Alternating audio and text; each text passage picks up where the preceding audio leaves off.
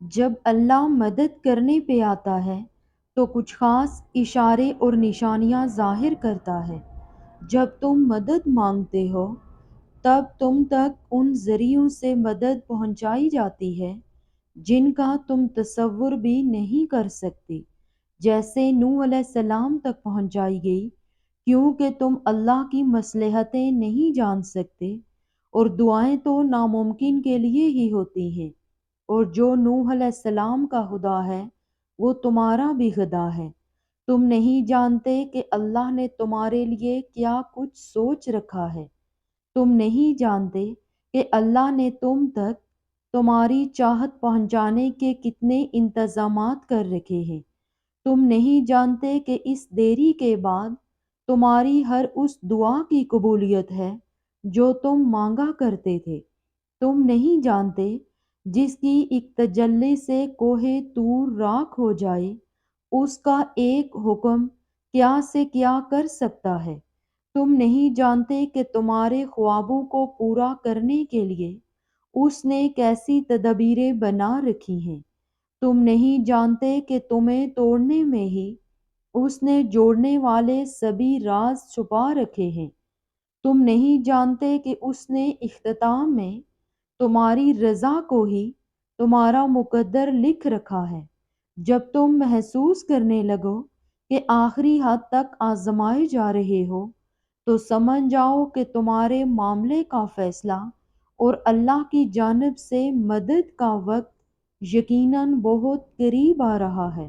بس تم اللہ کی جانب سے آنے والے حکم کے انتظار میں صبر کیے رہو۔ اللہ کسی بھی حال میں تمہیں در بدر نہیں ہونے دے گا۔ پھر تم اللہ کے فیصلوں سے کبھی مایوس مت ہو اور توکل رکھنا کہ اللہ کی رحمت تمہارے دل میں پیدا ہونے والے ہر خوف سے بڑی ہے۔ اس کا ایک کن تمہارے ناممکن معاملات کو ممکن بننے کے لیے کافی ہے۔ وہ ان کہانیوں کو بھی مکمل کر سکتا ہے جو تمہارے بس میں نہیں۔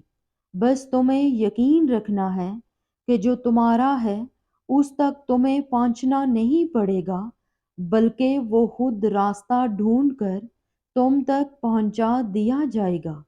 یہ دکھ تو بس تمہیں اللہ سے آشنا کرانے کے لیے آتے ہیں، اور یہ اداسی تمہارا امتحان ہوتی ہے کہ کب تک انتظار کرتے ہو۔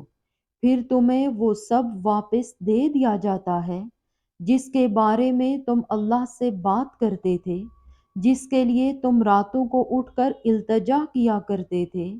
تو پھر پریشان کیوں ہو؟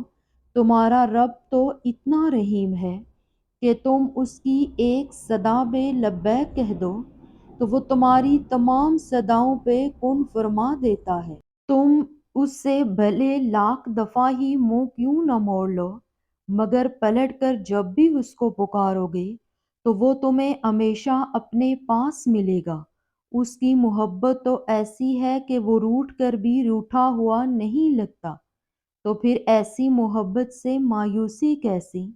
تو پھر جو چاہیے اسے اللہ سے ضرور مانگو، مگر اس کے پیچھے بھاگو مت۔ اگر دل کا سکون چاہتے ہو تو ان معاملات کو اللہ کے حوالے کرنا سیکھو جنہیں تم بدل نہیں سکتے۔ دستبردار ہونا سیکھو، چیزوں کو آزاد کرنا سیکھو، خود سے محبت کرنا سیکھو۔ تمہاری مستقل دعائیں ہی ناممکن کی قبولیت کو ممکن بناتی ہیں۔ تمہارا یقین ہی تم تک وہ دروازے کھولتا ہے جن کو کھولنا کائنات کی کسی شے کے بس میں نہیں ہوتا۔ تمہارا صبر ہی تمہیں معجزوں سے ملواتا ہے، اور کن سے فیکون تک ہر ادھوری کہانی مکمل ہو جاتی ہے، اور وہ دعا جو منہ سے نکلتے ہی قبولیت کے مراحل میں داخل ہو جاتی ہے وہ ٹوٹے ہوئے دل کی دعا ہے۔ پھر بس جو مانگ لیا جاتا ہے اس کی عطا میں دیری نہیں کی جاتی۔ پھر وہ شے بھلے ہی تمہارے نصیب کا حصہ نہ ہو۔ کیا تم نے نہیں سنا؟ تمہارا رب سب کچھ کر سکتا ہے۔ تم جتنی دفعہ مانگتے ہو اللہ اتنی دفعہ تمہیں تمہاری دعاؤں کے جواب دیتا ہے۔ تم یہاں ایک قطرے کے لیے رو رہے ہو جبکہ تمہارا رب تو تمہیں 7 سمندر عطا کرنے پر بھی قدرت رکھتا ہے۔ تمہارا کام بس دعا کرنا ہے۔ عطا کی تدبیریں وہ خود بناتا ہے جس نے صرف 6 دنوں میں آسمان اور زمین اور ان میں موجود ہر چیز بنا ڈالی۔ تمہیں لگتا ہے کہ اس رب کے لیے تمہارا مقدر بدلنا مشکل ہے۔ اس کے لیے کچھ بھی ناممکن نہیں، اس کے لیے کچھ بھی مشکل نہیں۔ اس غم کے بعد اس نے تمہارے لیے خوشی کو چن رکھا ہے۔ اس مشکل وقت کے بعد تمہارے لیے آسانیاں ہی آسانیاں ہیں۔